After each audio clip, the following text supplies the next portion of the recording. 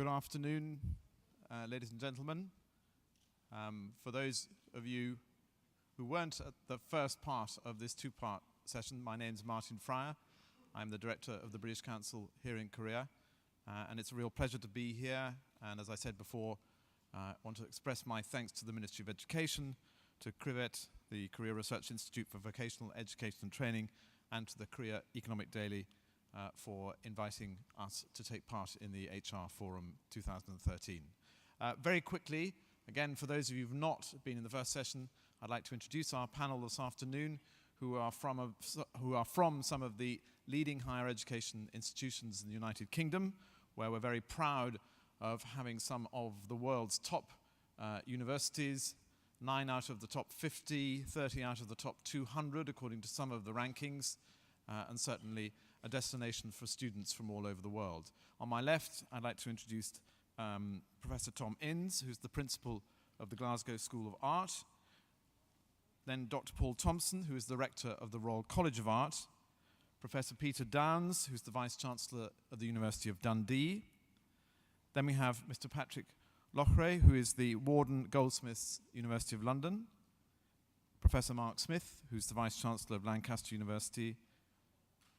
Mr. Nigel Carrington, the Vice-Chancellor of the University of Arts, London, and Professor John Hughes, who is the Vice-Chancellor of Bangor University. So can we give a warm welcome to the panel? What we're doing this afternoon is hearing from the leaders of some of our top institutions who are all involved in the area of arts and creativity in their universities. Some of the universities are comprehensive universities, and as you'll hear, some are specialist institutes or schools with university status. And we're covering the way in which the UK is trying to address the challenges of the need for innovation, for a multidisciplinary approach to higher education, bringing together art, design, science and technology. And the way we will construct the session is we'll have three speakers, the three speakers who were not presenting in the last session, and then we will open it up to questions. And it was very good to have a lot of questions in the last session. If you had a question for the last session which you weren't able to ask, please raise your hand when we come to that part. Address it to the speaker that you would like to hear from, or to any of the speakers. It can be quite general. So I have just got one thing to say before we start. This is very current and very relevant to the topic. This is from a speech given by the United Kingdom's Minister for Universities and Science, David Willetts, just a few days ago, where he says that combining science and design is vital as the United Kingdom positions itself as a world leader for developing new innovations to stay ahead in the global race. And he goes on to say that he recognizes the important need for these two communities to collaborate more and push forward the exciting new industrial revolution in technology. And after only 2 months in Korea, I can see huge relevance for this to Korea's current situation as it is in the United Kingdom. I will now invite Professor Tom Innes, the principal of the Glasgow School of Art in Scotland, to give the first presentation. Tom.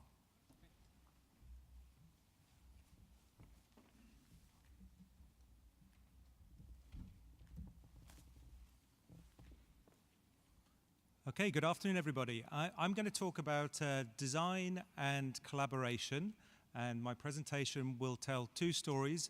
It'll tell a story at a UK level about how the UK government has promoted design research in a collaborative way across the disciplines, and then I will talk about one or two examples from Glasgow School of Art, where I am now the director. So first of all, a little story about design and collaboration in terms of research. Now, we've all talked about the creative industries.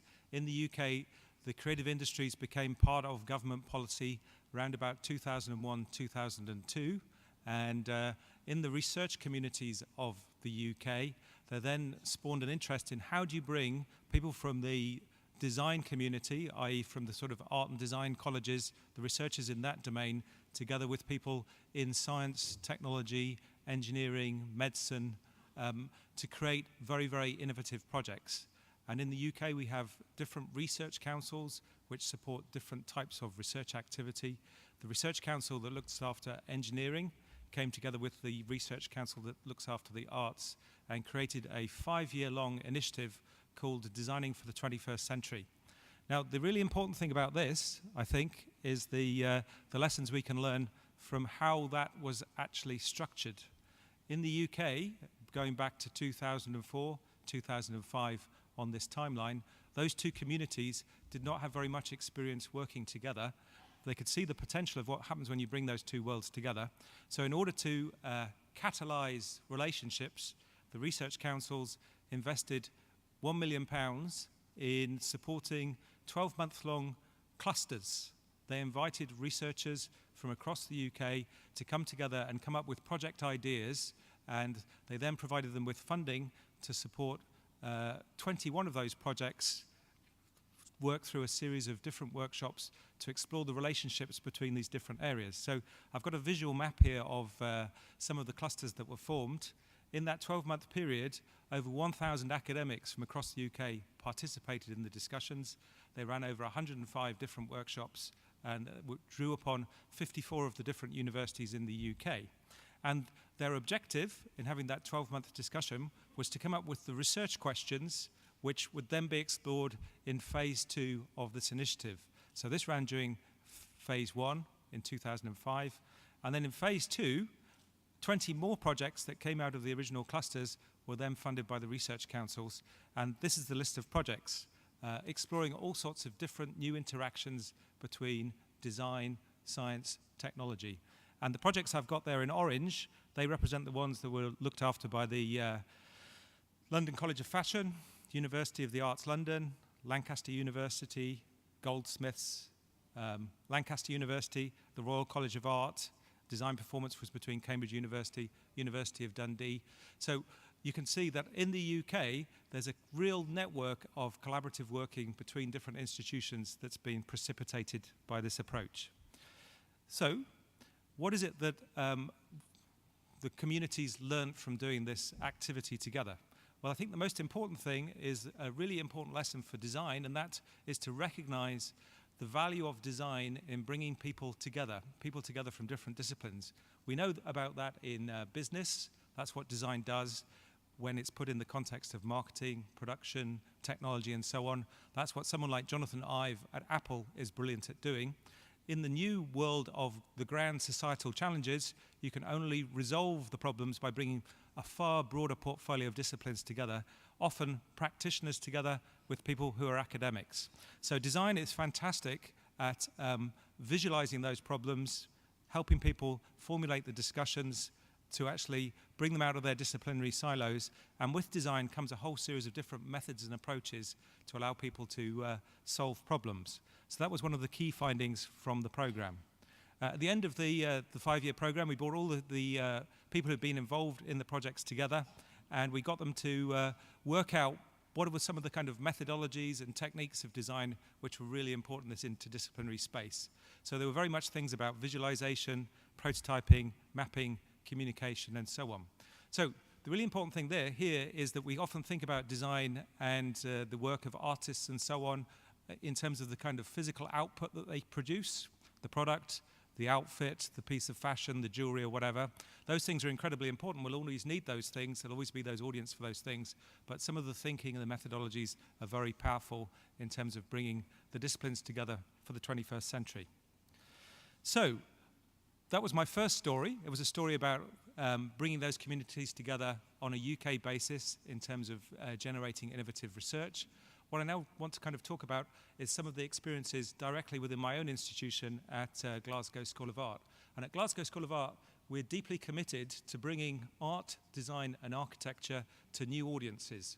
We're working very closely with our traditional audiences, but we see that studio-based thinking has an incredibly powerful role to play with the new audiences.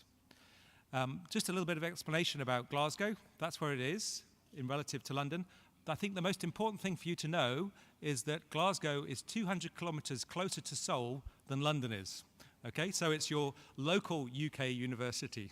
And you can get to Glasgow without going to Heathrow Airport as well, which is a huge advantage for anybody who's been to Heathrow Airport. So this is a little bit about Glasgow here. It's one of the oldest colleges of art and design in the UK. Many of you may know that one of the iconic buildings of Glasgow School of Art, it was designed by Charles Rennie Mackintosh, and that's the Mackintosh building, which is a fantastic architectural icon in its own right. We have 25,000 architectural tourists come to GSA every year just to see the building. And that's beyond the 1,900 students that we actually have in the educational programs there. We have students from 69 different countries. A third of our students are international. We have 30 Korean students at the moment. 12 of them are studying architecture. The other 18 are studying art and design subjects. And all of the degrees at Glasgow School of Art are validated by Glasgow University. So all of our degrees are from a world top 140 university, the University of Glasgow. So this is the kind of subject domains that we have at Glasgow School of Art. They are probably things that are very familiar to you: product design, fashion and textiles, and so on. We have a School of Fine Art, a School of Architecture, a School of Design. We also have 350 students in Singapore at GSA Singapore. So we work very much internationally through that sort of approach as well. The important thing, I think, is drawing upon the lessons from the first part of my talk, is that a lot of our work now, right across those disciplines, is about bringing those disciplines into new spaces. So we've heard a little bit about service design already. Service design and service prototyping we see as something which design can bring into its own disciplines, but also to other disciplines. And in the research space, we're very actively working now with the University of Edinburgh on projects which are looking at service mapping within the health service. So that's with NHS 24. So that's with our research institute, the Institute for Design Innovation. Another really important part about design in the 21st century is how it facilitates co-creation. So that's very often groups of people who have no experience in art and design, who want to come together and formulate solutions to a particular problem, rather than sitting around a table in a meeting format. By bringing some of the techniques of design, you have ways of rapidly progressing those discussions. And again, the image I have here is from a co-creation workshop. This is with Vinnova in Sweden, who are the innovation agency in Sweden.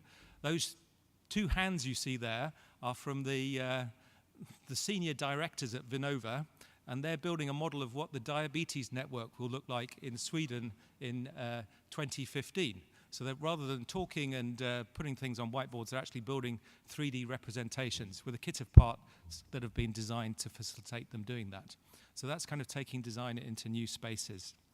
Visualization is an incredibly powerful aspect of design. At Glasgow School of Art, we have a digital design studio who specialize in taking very complex data sets and visualizing them, bringing an artistic eye to them. We work in three main areas: in heritage, creating visualizations of buildings. We've just done the Sydney Opera House for the Australian government. We've done Mount Rushmore for the United States. We do a lot of work in visualization for medicine. So we've built the world's first completely accurate three-dimensional haptic visualization of the human skull. And that's now being turned into to products to help train dentists and medics. And the fourth area, which I think is really important from design, is the methods and processes associated with design. Design is not something that happens magically. In all the design disciplines, there's different processes at work, different sets of methods. And those are, again, incredibly powerful things when you bring them into the problem domains of other disciplines. And again, that's something that we're doing an awful lot at Glasgow School of Art. The images here, again, represent some of the international work that researchers have been engaged with. This is in Shanghai. This is working with the Design Trends Institute, looking at luxury brands within a Chinese context. So how can you actually work through the brand proposition, the visual proposition for luxury brands? How can you actually draw on the provenance and quality of those companies that are producing these things and develop these things for the marketplace? And again, that's taking that design thinking, taking it to new audiences internationally, to communities and to sets of people who haven't necessarily worked with that particular skill set before. So, 2 messages I want you to take home. Design is an incredibly important element within what we conventionally think of as design projects, but is also an incredibly powerful medium for creating collaborations, for facilitating thinking and so on. And that role of design thinking in that facilitation collaboration space has all sorts of potential in terms of economic development and creating a creative economy. I've given you some examples of that, and I've talked to you about how you can structure and formulate research policy in this area, and I've explained how that's been done in the UK, and I've also given you some examples at a kind of more local level from our portfolio within Glasgow. Thank you very much. Thank you very much, Professor Tom Innes from the Glasgow School of Art. I'd now like to invite Dr. Paul Thompson, the Rector from the Royal College of Art, to give the next presentation.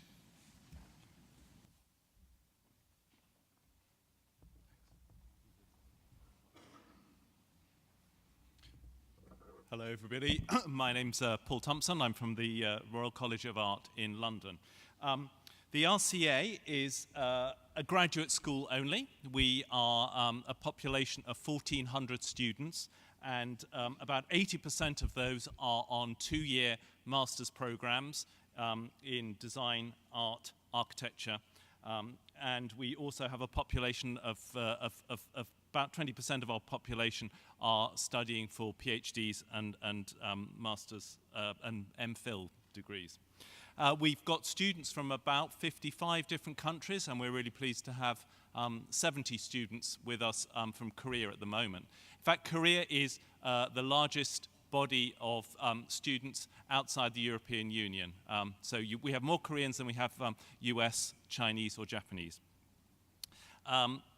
This is our latest building. We're building a new campus in part of London just south of the river. And what I'd like to try and do today is illustrate some of the ways in which the UK art and design universities are undertaking interdisciplinary studies. We've used the word convergence, and just from the conversations I've had with a couple of you during the breaks session, I think you're all quite interested by this idea of convergence and interdisciplinarity within the UK art and design sector. I'm then going to talk about some of the knowledge transfer and commercialization work, the partnerships with industry that we have, and then to pick up also on this theme of science and design, or science and art, the ways in which some of the designers at the RCA have been working with scientists in other universities in the UK, in London and in other regions. The RCA has been running a course with Imperial College London. This is Imperial College's business school. We're very lucky to be on the same campus, the same city block as Imperial College. Imperial College is within the top 10 world universities, so it's an extremely powerful and large neighbour for us to have, and we run a joint program with them in design engineering. It's been running now for 25 years, and it brings together design thinking and design methodologies and the sort of commercializing skills that a typical mechanical engineer graduate might not have. So you have to have an MEng, which is a 4-year engineering course, a degree to come onto this course, and then we blend in some of those sort of, should we say, more creative business and design service methodologies into the course. Now we're taking that, going back again. We're actually taking that program now onto a global scale. So the students will be able to travel from RCA Imperial in London to the Pratt Institute in New York and to Keio University in Tokyo.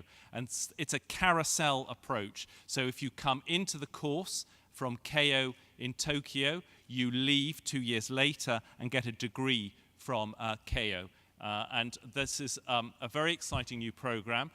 We're looking for another North American partner, a Korean partner, and a Chinese partner as well. So the idea is that this could be concentric rings of travel for students traveling across the globe, getting a sense of the way markets, manufacturing, and customer needs differ across different parts of the globe.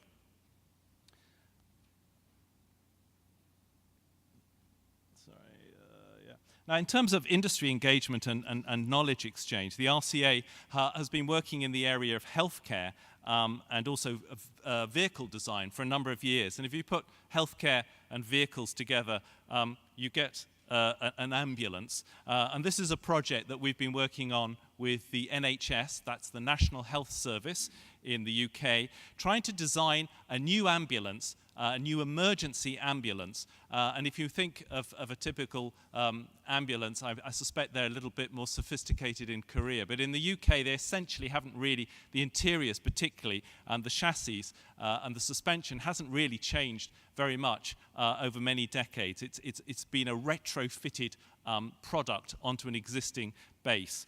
What we've been doing is working with a number of medics from Imperial College. Imperial College also has a medical school, big medical school, and we've been working with paramedics. These are the people, the ambulance people who work within the ambulance, to try and figure out a way of creating a better ambulance environment, one that is much more digitally connected and that can work much more effectively in terms of delivering emergency care within the ambulance and making sure that the patient, when they arrive at the ambulance, is fully ready to get in and to the appropriate care at the main hospital. So this is a project that we've been working on for the last 3 years. It's now being taken. What we want to try and do is commercialize it, and it's actually the prototype is going out to Doha for the World Health Summit in next month, where we're going to be talking to different investors and manufacturers, I hope, about that project. That project is a good segue into the Helix Centre.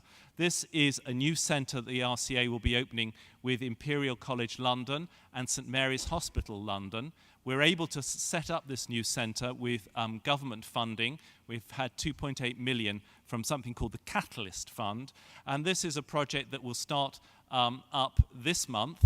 And what's unique about it is that it puts designers into a clinical setting. So the design researchers, there are 5 postdoc designers who will be working in St Mary's Hospital alongside the surgical team and the other medical staff at the hospital, trying to devise high-impact, low-technology healthcare solutions, because in the UK we have a big problem with the cost of healthcare, and in the developing world, there's obviously very often some very good examples of low technology, or what we typically call frugal innovation, that we could perhaps learn from in the industrialized world. So we're working with Tata in India. That they're going to be one of our corporate partners on this project, looking at Indian hospitals, and we're also working with the US design consultancy called IDEO. We've got quite a history in vehicle design at the RCA. In fact, the head of Kia Hyundai design is an RCA graduate, Peter Schreier. Another project we're working on is the new design for the London taxi, an iconic design that has, but one that I think is in need of some refreshment. And we've been working with Transport for London, and actually a Turkish manufacturer called Kazan, who have pitched for the new contract to build the London taxi, and the RCA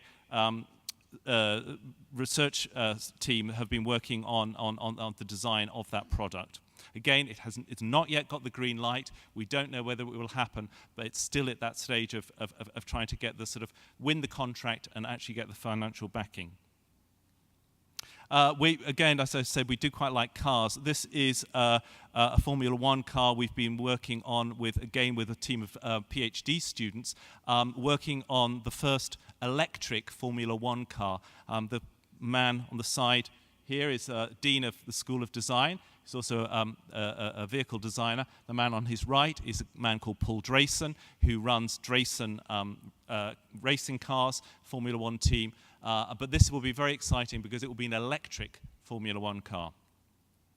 Just moving quickly on to science and design. This is moving into a much more sort of speculative territory from those sort of hard on-the-ground projects that I've described earlier.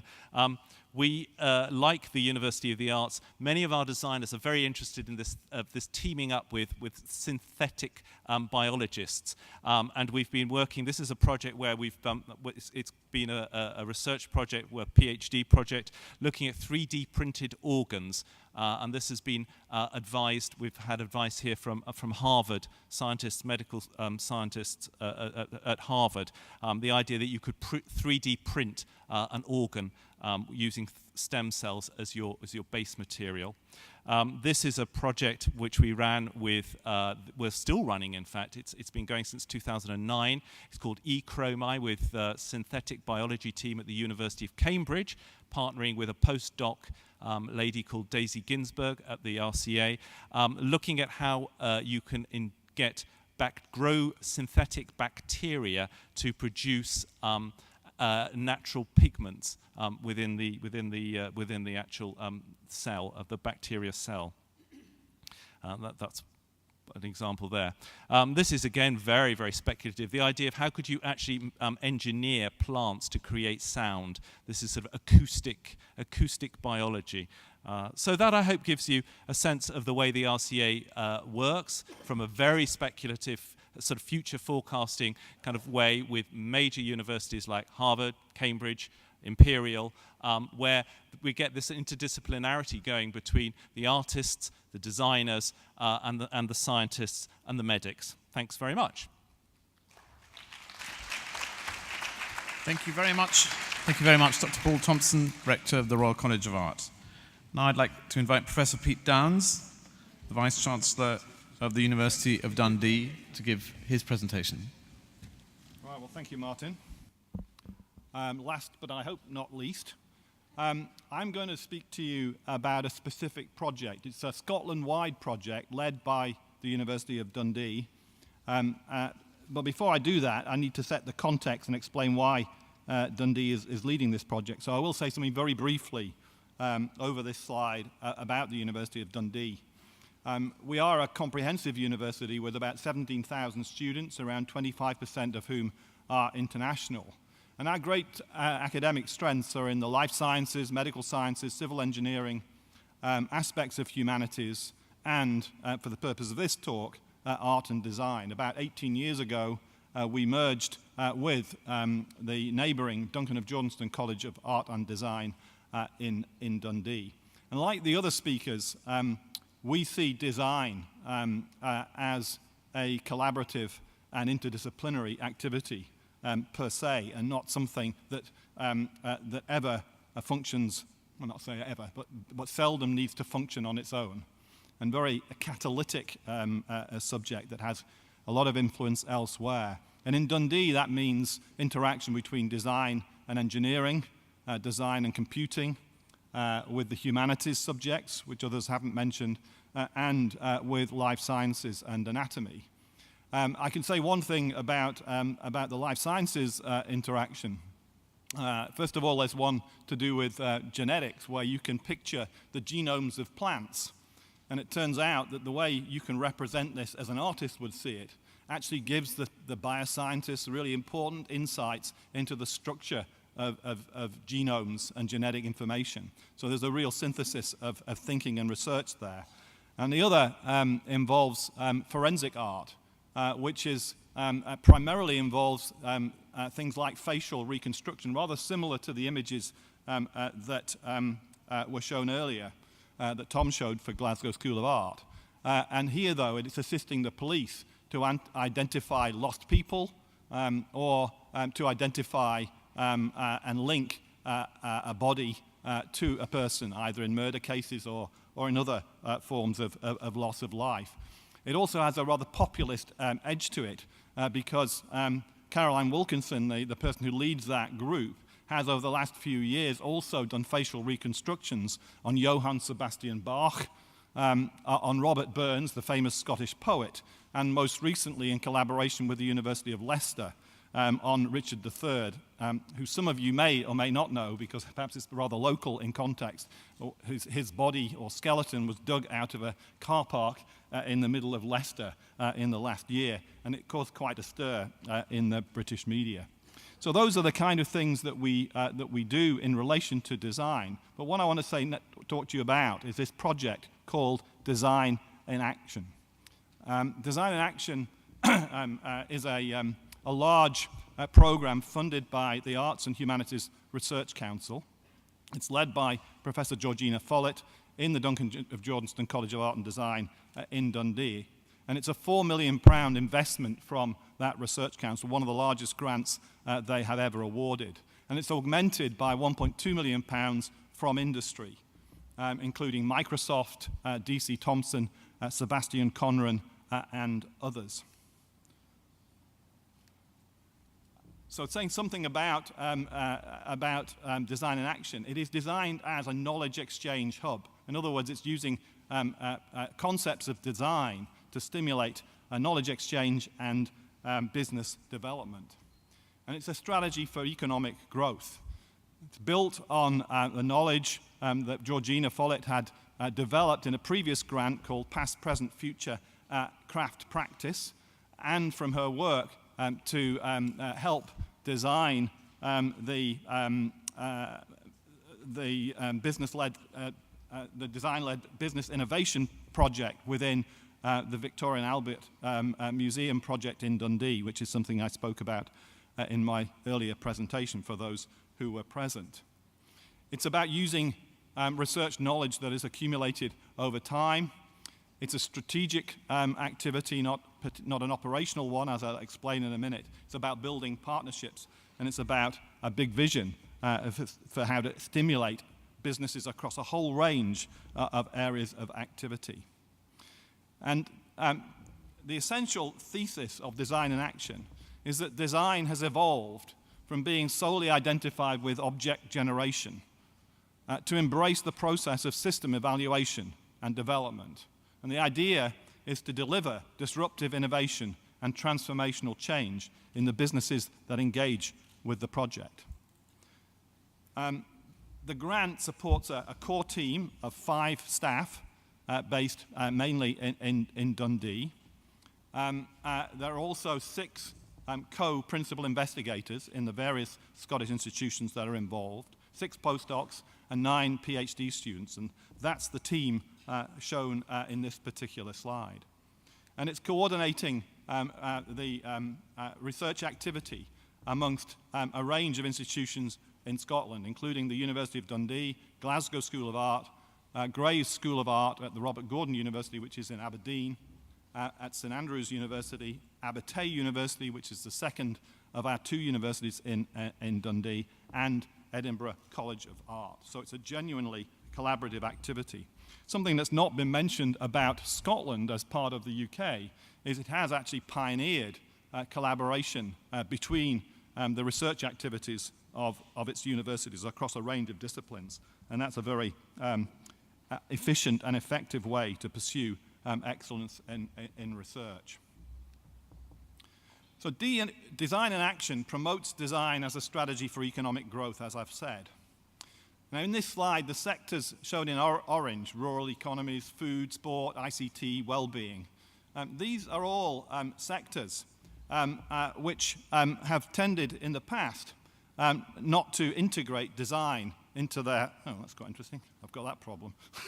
I'll keep going back. I must have been going quickly enough through the previous slides.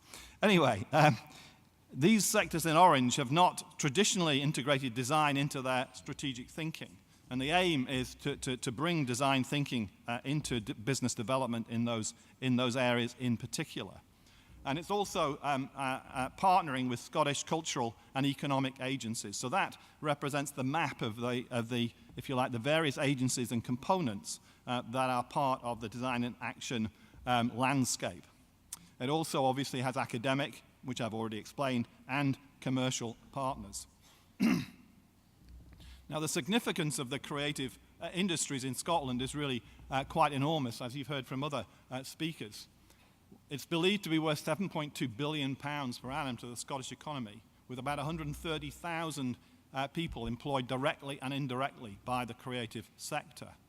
And design and designers are gaining in visibility, both culturally but importantly economically. And this is important to persuade governments that they should continue to fund all aspects of art, design, and cultural activity, whether that's in universities, in our theatres, and in other cultural assets like our museums. At the moment, there is no venue in Scotland for design or designers, and that's a missing gap in Scotland's cultural provision. And one of the ways we're fixing that is by bringing this new museum to Dundee, V&A at Dundee, and that's a key component in the thinking around design in action. And I think it's fair to say that design is not just a marketing tool, but a strategy for business growth and a real strength of Scotland's economy now and into the future. So the process of design in action has a fancy name, chiasma. I should explain that term. It's quite good if you're a biologist, as I am, so I will explain it.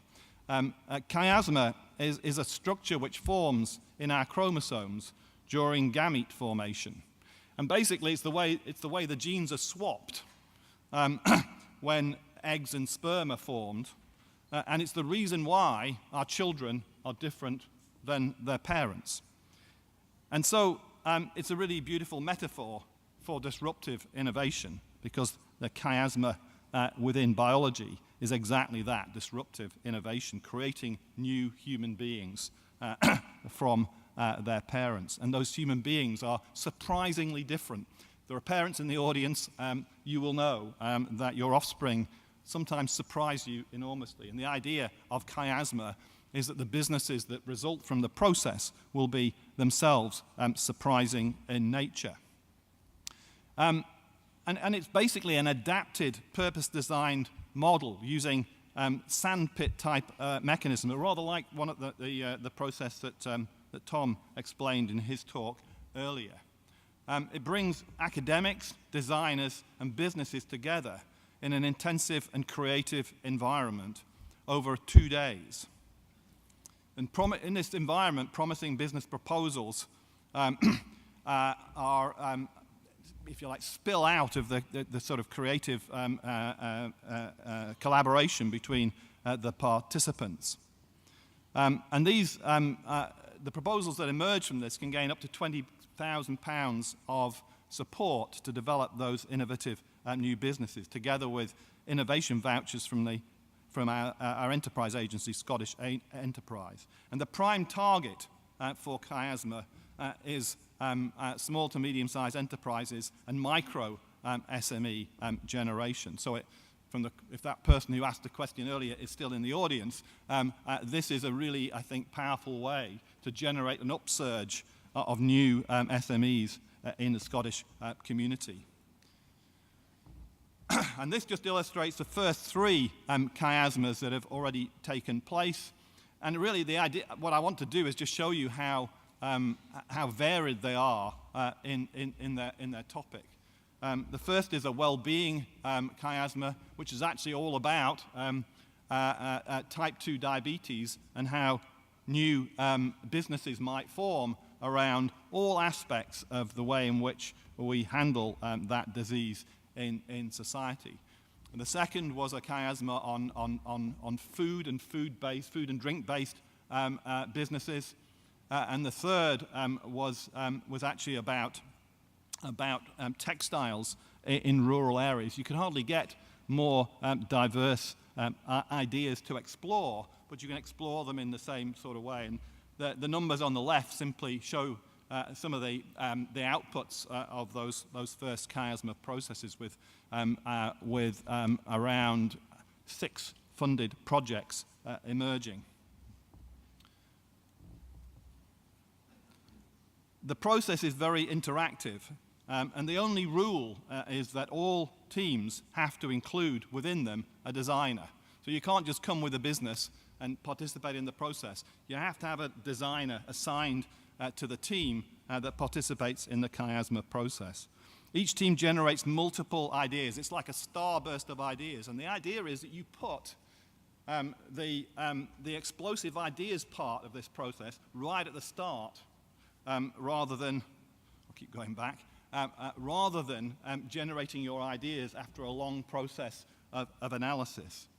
But analysis does then come in, because what you have to do with all those ideas is apply analytical approaches and discussion to pick out from that explosion of ideas the best and most promising ideas. Those ideas are then pitched to the panel that's participating as well, and successful ones will receive this £20,000 to develop the business idea that emerges from it. We also have a program of public engagement to build knowledge of the impact of design on new businesses and economies. And we've had some absolutely fantastic speakers coming through Dundee recently. They include Ian Callum, who some of you will know is the chief designer of Jaguar Land Rover, and has absolutely, in his new designs, completely transformed the Jaguar business, which is now selling cars again throughout the world. That in the words of Ian Callum, his designs make people smile. If everybody's ever driven a Jaguar, you know exactly what he means. Wayne Hemingway, the founder of many design-led businesses, including Red or Dead, which some of you may have heard of, also engaged in incredible projects around developing new types of housing and communities. Sebastian Conran, as well, as I mentioned earlier. Josephine Rydberg Dumont, you may have heard of, is the CEO of IKEA, the Swedish house furnishings company. And you might think, well, that's already a massive company. What difference does her way of thinking make to it? Well, she grew the company from a £5 billion multinational company to a £20 billion multinational company, using this kind of thinking as a driver for the way the company operates. So far, Design in Action has actually engaged with 468 organizations and 700 individual contacts. This is pretty amazing in just the first year of its operation. There have now been 4 Chiasma events, 9 design advocacy events with over 1,000 attendees, and commercial potential awards, as I said before, have been awarded 6 funded projects amounting to 80K of funding, and we're just so far at the tip of the iceberg. It's growing on a weekly basis, and companies are getting real experience of how the design-led innovation model work. And regardless of new business creation, they can use these ideas to develop and grow their own businesses. It's all about matching business with design and designers, and that's having a transformational influence on those businesses which engage and demand participation. And demand for that involvement is growing exponentially beyond the capacity of Design in Action. So in the next 3 years, I think many new businesses will emerge as a consequence of this process. Thank you very much. Thank you very much, Professor Pete Downs, Vice-Chancellor of the University of Dundee. We have, in this session, heard 3 fascinating presentations which give some very concrete examples of what we've termed as convergence, multidisciplinarity. In the earlier session, for those of you who were here, there were very similar kind of bringing together of different disciplines. I would now like to invite questions from the floor to any of the panelists, not just the ones who've spoken. Any question is acceptable. And I'd like to just make sure we got a microphone. Can we start here with the gentleman just in front of me? And then followed by the gentleman here. And we have a lady in the 3rd row. And we'll take the next 3 after then. Thank you. So, it's not on yet.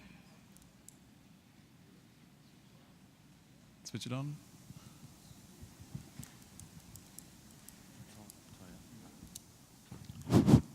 Yes, excellent. Good. Thank you, Minister. Thank you, Mr. Speaker, to give us the honorable chance to speak out in front of the audience.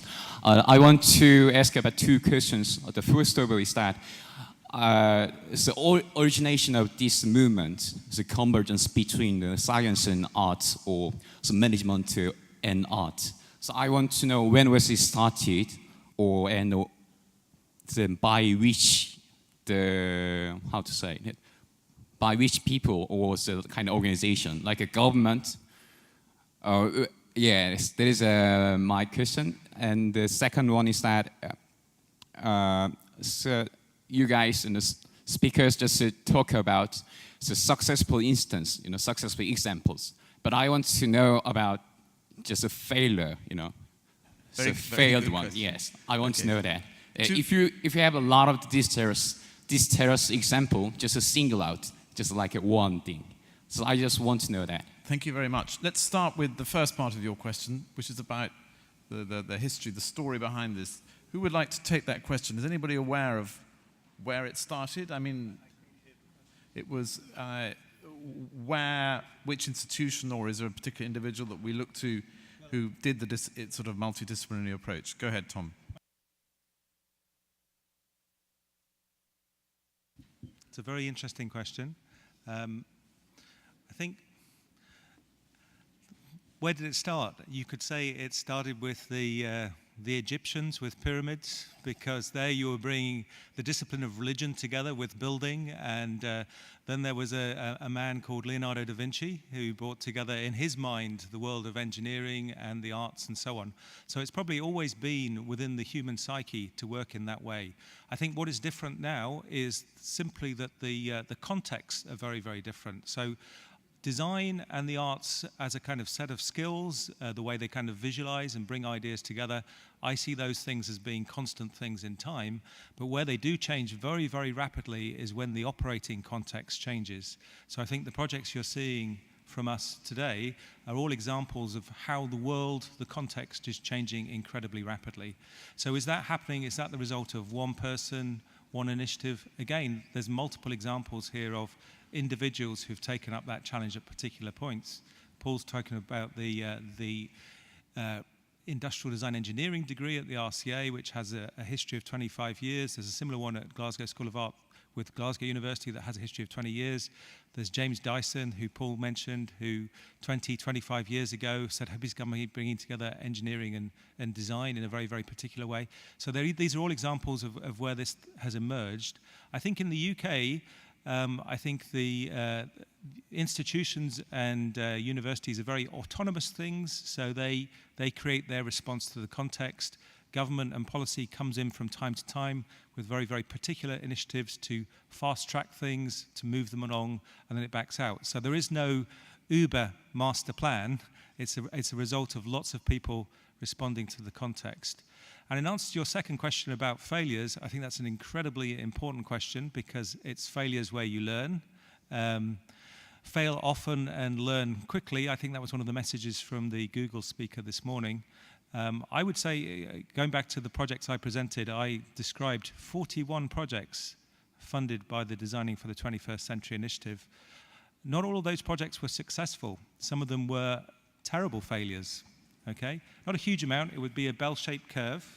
Okay, there was 5 or 6 excellent ones, but there were 5 or 6 which we probably would describe as failures. The reason why they failed is because people came together into that interdisciplinary space, but they failed to get to the point where they had built trust between each other. Their conversations didn't evolve enough. They couldn't find the common ground. In many ways, I would argue the fact that they failed was because they didn't find a kind of common methodology, a common way of seeing the problem. They stayed in their silos, didn't come together closely. So there's all sorts of lessons that can be learnt from that. But not everything succeeds.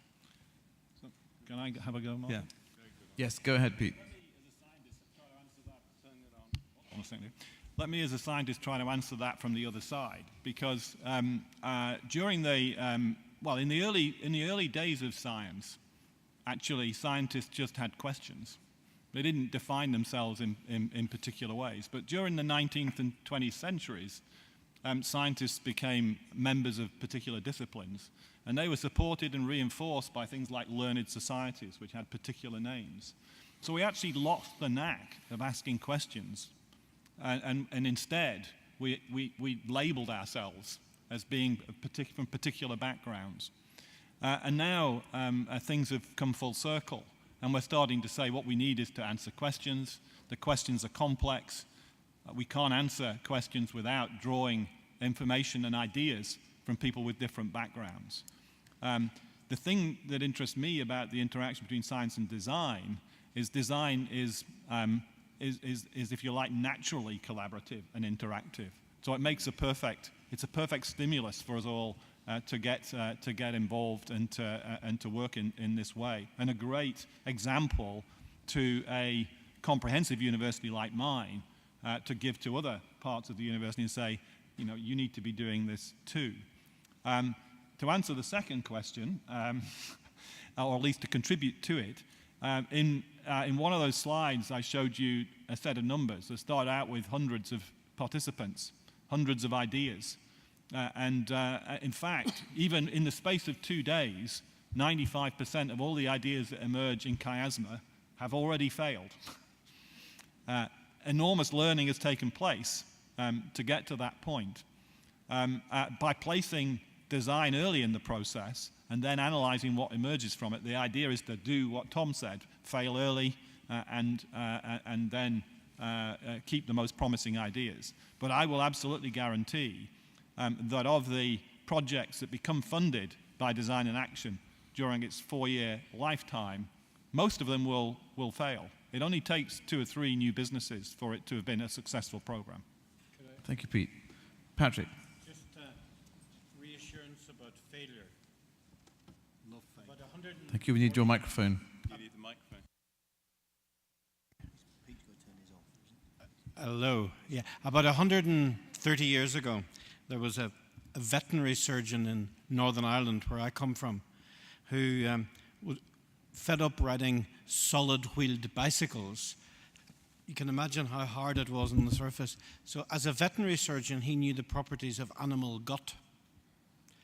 And he inflated the guts of animals and put them around the wheels of the tire. It was a terrible failure. The gut wasn't strong enough. It deflated very quickly. But out of that, he began to think, it might be something tougher and more durable than animal gut. And rubber tires, pneumatic tires evolved. His name was John Boyd Dunlop. And that name is immortalized from failure. Don't be discouraged by failure. The post-it note evolved from failed glue. Thank you. I think we'll move on to the next question. The gentleman in the second row.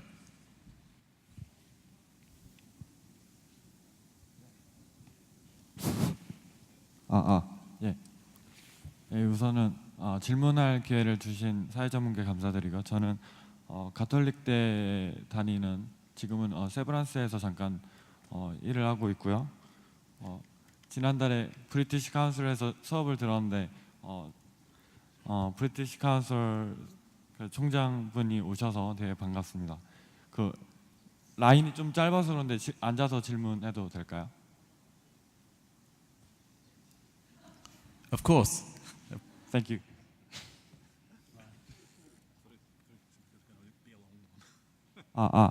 예. 제 생각에는 그 총장님들이 말씀하시는 거를 들어보면서 한국보다 영국이 더 협업과 협업적인 네트워크를 형성하는데 익숙하고 뛰어나다고 생각을 하는데, 다양한 분야의 사람들이 모여서, 예를 들어서 다양한 사람들과 기관들, 예를 들어서 대학이나 기업체, 정부 관련 기관 등이 모여서 협업을 하게 하는 원동력이 무엇인지, 뭐 영국인들이 갖고 있는 어떠한 협업에 관한 관습적인 아이디어가 있는지, 아니면 또 그러한 것들에 대한 노하우가 어떤 것일지에 관해서 질문드리고 싶습니다. Thank you for your question. Who would like to take that? Mark? I think just as there was the answer to the previous question that, failure, we've given examples of success here, and I don't want to pretend that it's easy, because I think the thing to remember is that many of these projects are requiring people to change behaviours. And so therefore there's a whole series of pressures that need to be brought to bear to make it conducive. So the one thing we shouldn't come out of this session, impression giving, is that it's an easy thing to do. So the first thing is there has to be an advantage in people and institutions doing it, so there have to be incentives created. And therefore one of the things that's very crucial is that the policy environment set by the government has meant it's more advantageous for us to collaborate in many instances. So there's a tension between natural autonomy and wanting to compete against one another, and combining projects, and that's the same true within universities. If you set up a university structure where you have departments and you reward departments on a disciplinary basis, they're going to naturally behave in their disciplinary silos.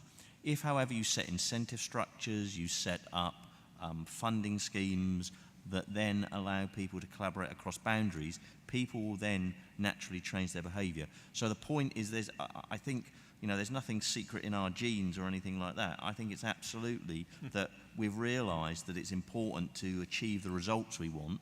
Governments realised it, university managers have realised it, and incentives have been put in place to allow behaviours to change. Thank you, Mark. Should we take the next question? There was a lady in the third row. The microphone is going to come to you right now. Then I'll come to you in a minute.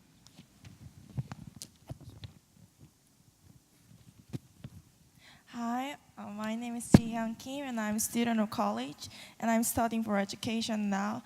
I can speak English, but I think she can deliver my intention better than me, so I will speak in Korean, so sorry. 일단 저는 교육에 관심이 있고요.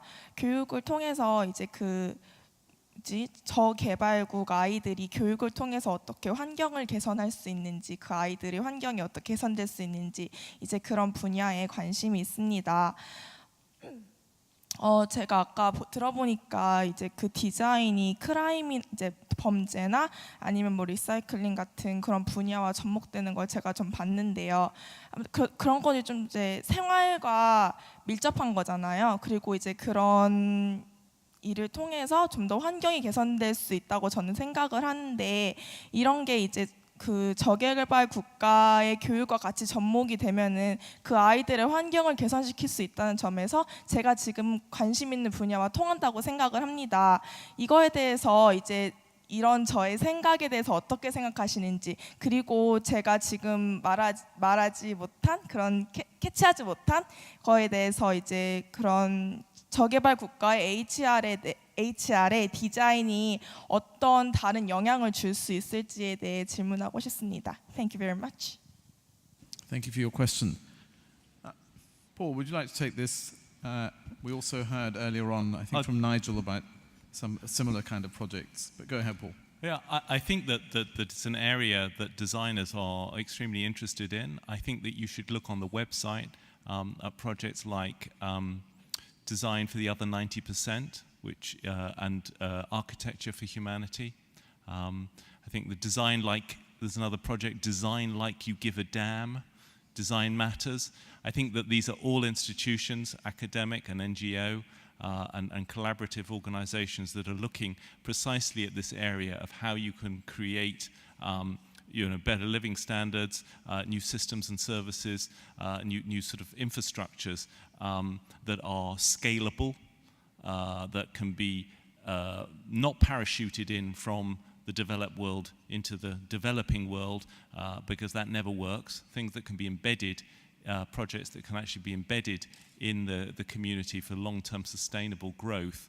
I think that I've rattled all those names off, but I think that there's a lot. There are many organisations working precisely in this area. Many different design universities. Art Center Pasadena has a program that is particularly well developed. Sustain RCA is another one that's less developed, I would say, than Pasadena. But there are plenty of organisations there working in precisely this field. Can I also add that, I mean, in fact, most British universities have quite strong links with countries in the developing world as well as in the developed world. And you can see a lot of examples of those kind of projects from those universities. If I just have another short story, it's okay. And it's about school going in Ghana, a charity I was involved with, which sought some advice from goldsmiths about girls going to school in Ghana, about why parents didn't send their girls to school, and they asked for help in service design. There's an interesting dimension of service design, and what they really did was apply the skills of a social scientist.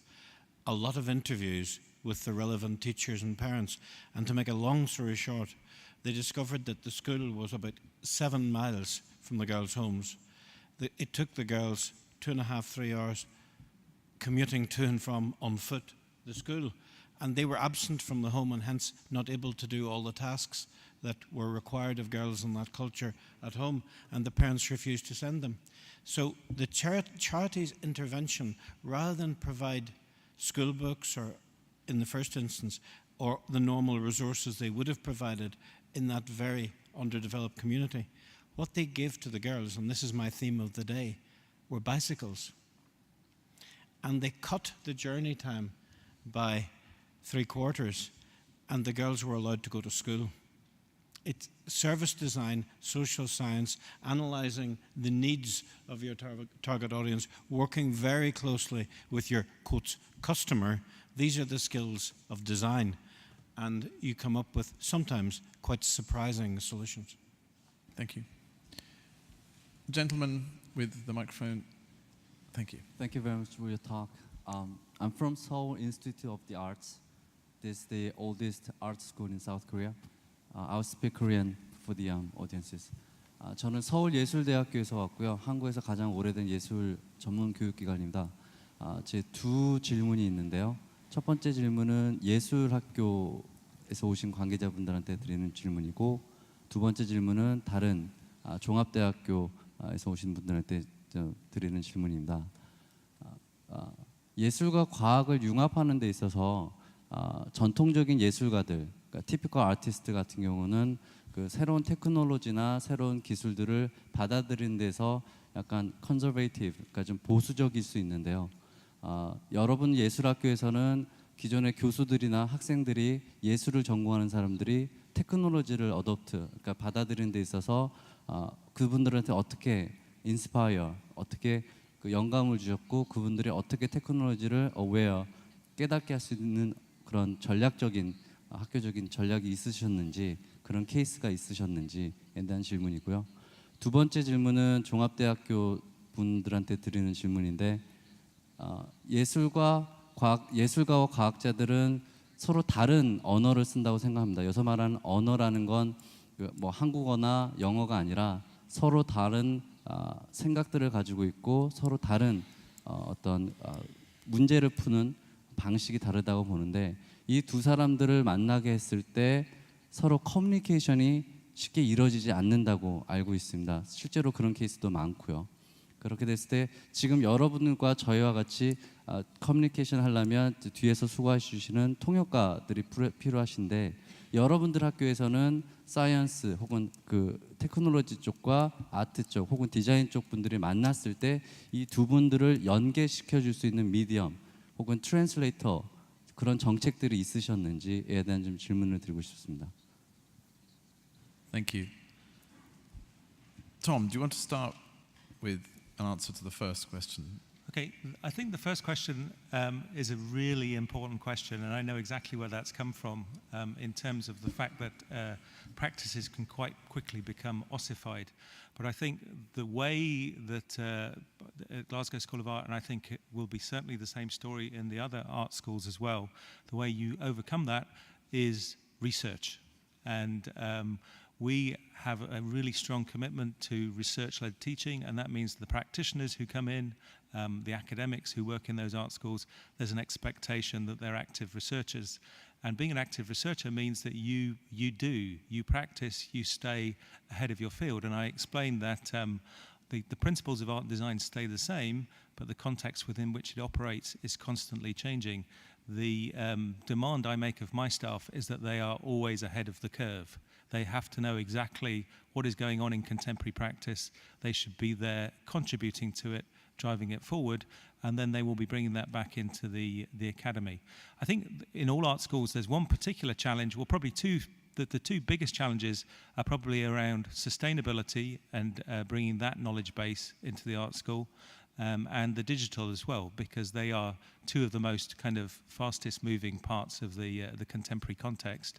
I think there are particular strategies for fast tracking those beyond the research, and it's to do with the way you technically support things, the skill sets that you bring in, and it's also about working with the mindset of those that are coming into the institution.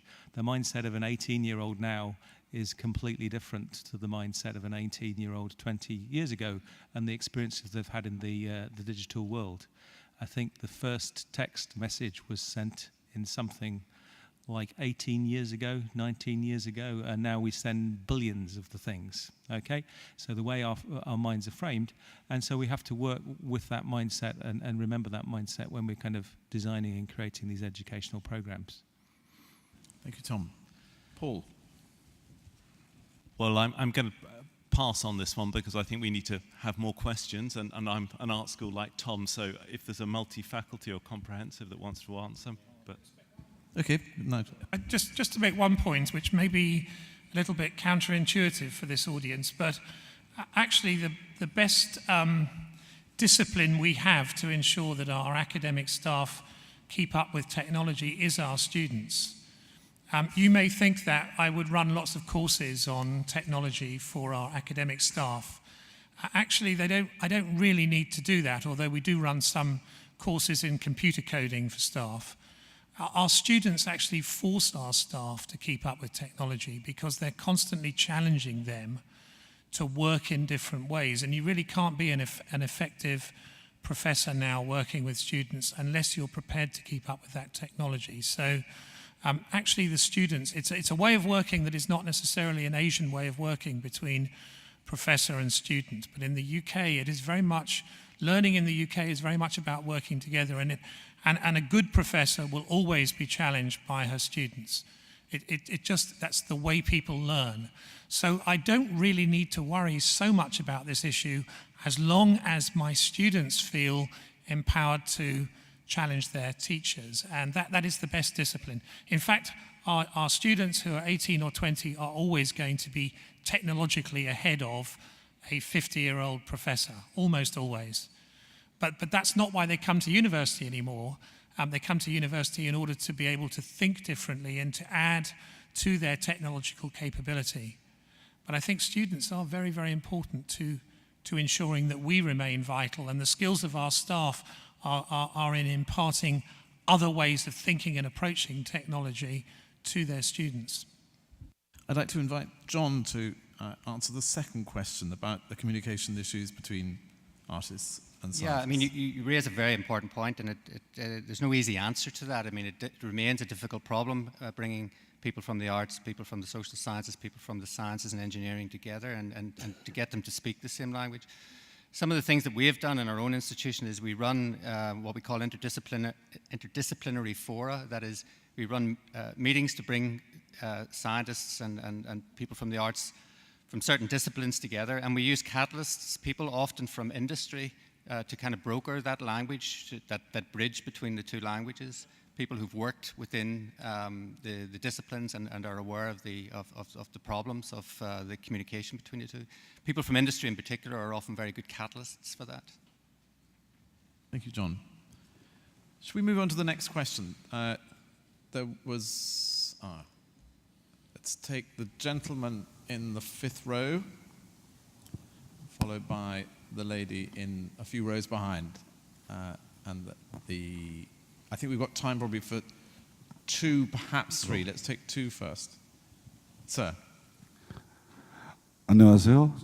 저는 그 명지전문대학에서 왔습니다. 여기서 지금 발표하시는 총장님들 대학 학생들하고는 약간 수준이 다른 학교 학생들인데 지금 정부에서 전문대학 특성화를 융합 학과를 만들어서 그쪽을 계열을 특성화해라. 이게 지금 정부에서 대학에 요청하고 있는 내용입니다. 그래서 오늘 이 강의를 들으러 왔습니다. 근데 들으면서 과연 전문대학 2, 3년제 대학에서도 지금 저희 대학 같으면 공업계열, 인문사회계열, 경상계열, 교육계열, 디자인, 예체능, 보건계열 등이 있습니다. 여기서 2개 내지 2개의 계열을 묶어서 학생 정원의 70%가 넘는 쪽으로 특성화해라. 이렇게 해서 지금 사업 계획이 내려와 있습니다. 과연 전문대학에서 그게 가능한 일인지 또 가능하다면 어떤 점에 핵심을 둬서 저희가 연구 개발해야 되는지 여쭙고 싶어서 질문을 드립니다. 감사합니다. Thank you. Who would like to take that? Pete. Yeah, well, I'll have a go. I mean, I think quite a lot of what we talk about involves our research agenda, and whilst it's difficult, it's easier actually to get interdisciplinary activity in the research arena. But I think it's vitally important that we get our undergraduate curricula and indeed postgraduate curricula equally on a much more interdisciplinary footing. And the reason I say that is because in the future, the problems that people will be tackling in their workplace will be complex problems. They will not be easily addressed by approaching it with one set of skills and a particular field of knowledge. And we'll have to do what the gentleman earlier asked. We'll have to be able to be effective translators. We'll have to sit down and understand the different languages. And some experience of that in our education, I think, is really vital. And then I would go one step further, and I would say that the people in the future who will frame the important questions and who will lead those teams to solve them will actually need to be polymaths. They will need to not only be able to understand in a multidisciplinary team what others are contributing, but they'll also have to conceive ideas that require them to have individually multidisciplinary capability. If we don't solve that problem in our universities, I think we will live to regret it. So I think that's a really important and difficult problem for universities and colleges to work out how to solve. The ray of hope that I would cast on this is I have never believed that the notion of the depth of knowledge in a particular narrow field that is often the motivation behind disciplinary learning in universities as colleges. I have never believed that that was an essential requirement.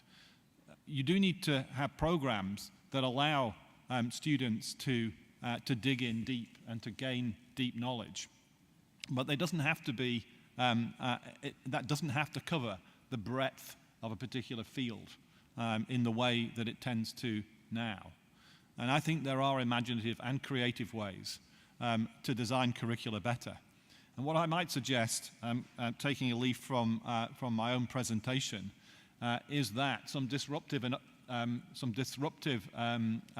innovation around curriculum design is long overdue.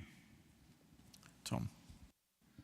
Okay, I think particularly looking at this from the point of view of the arts, the creative arts and design, I would kind of just note a little bit of caution, because I think if you want to be interdisciplinary, you've got to have a discipline. I think it's incredibly important that you do develop a skill set and understanding of a discipline, not because you're going to be stuck in that discipline forever, because you probably won't, but it's through the discipline that you actually learn how to be a designer, how to be an artist, how to think, how to be a musician. And once you've acquired that skill set and that knowledge set, and you've acquired the ability to learn, or perhaps in parallel with that, you can then develop your interdisciplinary connections. So it's becoming T-shape, which is really, really important, but you have to grow the T, I think. Ultimately, we might become X-shape as time progresses, rather than just T-shape, but I think I'd hang on to the disciplines a little bit longer before I'd kind of put them all out. Otherwise, you just turn into grey mush. Yeah, agreed. Thank you. We have time, I'm afraid, just for one more question. I think there's somebody with the microphone. We've just got 5 minutes more. Please. 질문할 수 있어서 기쁜데요. 지금 예술 산업 중에서 문학이나 음악 분야는 제외된 상태로, 제외됐다기보다는 조금 반려된 상태로 아무래도 디자인이나 미술 쪽에 중점을 두어서 많은 설명을 해주신 것 같은데, 음악이나 문학 같은 분야는 어떻게 예술 산업에 같이 융합이 될 수 있는지에 대한 생각을 듣고 싶습니다. 감사합니다. Good question. Who would like to take that? Patrick? Arts defining our sense of who we are. Well, no field defines our sense of self better than literature. In Britain, from William Shakespeare to Harry Potter, I guess, with Bridget Jones in between. Modern literature is profoundly influenced by the media that surround it. A book is often available on Kindle, on the tablet, before it's available on paper in print, and it's serialized, often dramatized, television, radio, and sometimes, if they're very lucky, movies are made, and sometimes the movie is made first and then the book comes. I think that literature is surprisingly influenced by and dexterous for such a very, very old art form. It is moving at a rapid pace and assimilating, adapting, and evolving in a very contemporary way. And next week we present the very first Goldsmiths Literary Prize for a strapline writing at its most novel, for innovative and original writing in our territory. It is so important to encourage and nurture change, innovation, challenge, because that's how the medium evolved. That's how it moves from relevance from my generation to relevance to your generation. Would any member of the panel like to add anything to that? It is almost 6 o'clock. I've got time for one very short question. Go ahead, sir.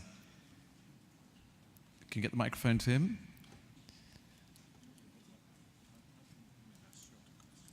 And I'd ask the panelists to be ready with a very short answer. Thank you. Not quite. Hi, my name is Tae-hee Kim, Director of International Cooperation of Yonsei University located in Busan. I'm also involved in art and science convergence education.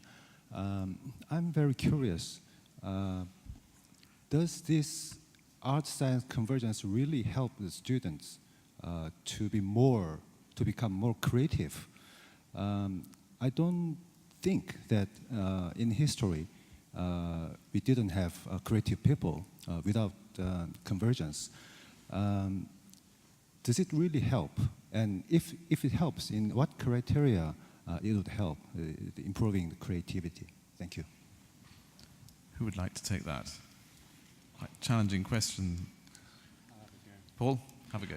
I don't think you can improve creativity. I think creativity is something that's there. It can obviously be nurtured along, but I don't think that we as educationalists can sit here and say, how can you improve creativity in the way that you improve productivity? It's not that kind of mechanistic fashion. And I think that you know, that any subject of intellectual inquiry has to come from the individual, the group of individuals. So I don't think, again, you can't force people to converge. You can, you know, an artist will be led towards some field of scientific exploration or some scientific imagery or some scientific metaphor, and a scientist may well turn to the artist or to the designer to help explore a particular notion, to translate or to innovate, to commercialize a scientific discovery. But I don't think you can ever frog march somebody into convergence. Thank you. Yes, if I may, Martin, I agree entirely with what's been said, but the enormous advantage, I guess, from centuries ago is the media for self-expression. If art is about creative self-expression and communication through the opportunities, the vast array of different platforms and different devices in which a creative temperament can express itself have multiplied. So the opportunities, it won't increase the number of great creatives, but the opportunities, the means of communication at their disposal have multiplied, and that's bound to be a positive thing. Thank you. I'd like to thank all of you for being such a participative and stimulating audience. There's a sign at the back, very in old technology, saying end. But also, on behalf of you all, I'd like to thank our panel. And I would just like to say that this is not the only event that our panelists are taking part in.